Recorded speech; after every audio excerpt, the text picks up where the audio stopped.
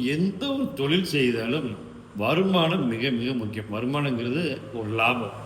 ஒரு என்ன பொருள் எடுத்தாலும் அதுக்கு ஒரு பெர்சன்டேஜ் செலவெல்லாம் போக ஒரு நல்ல ப்ராஃபிட் இருந்தா மட்டும் தான் நம்ம வந்துட்டு இருக்கிற கஸ்டமர், வரப்போற கஸ்டமர்ட்ட எக்காரணம் கோவப்பட மாட்டோம்.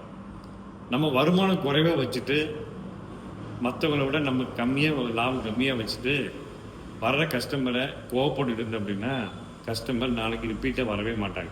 அதனால நம்ம செய்யற தொழிலுக்கு ஒரு மரியாதை இருக்குது. அந்த தொழிலுக்குன்னு ஒரு தர்மம் இருக்குது. அப்போ அந்த தொழிலுக்கு உண்டான ஒரு வருமானம் ஈட்டினா மட்டும்தான் நம்ம கஸ்டமர்கிட்ட கோவப்பட மாட்டோம்.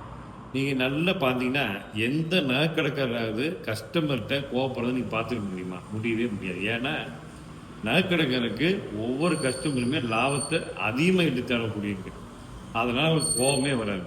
எங்கெங்கெல்லாம் கோவப்படுறாங்க அப்படின்னா, லாபம் கம்மியா இருக்கும்போது கஸ்டமர் கேட்கக்கூடிய கேள்வி, இல்ல நடவடிக்கைகள் நம்மள கோவப்பட தான் செய்யும்.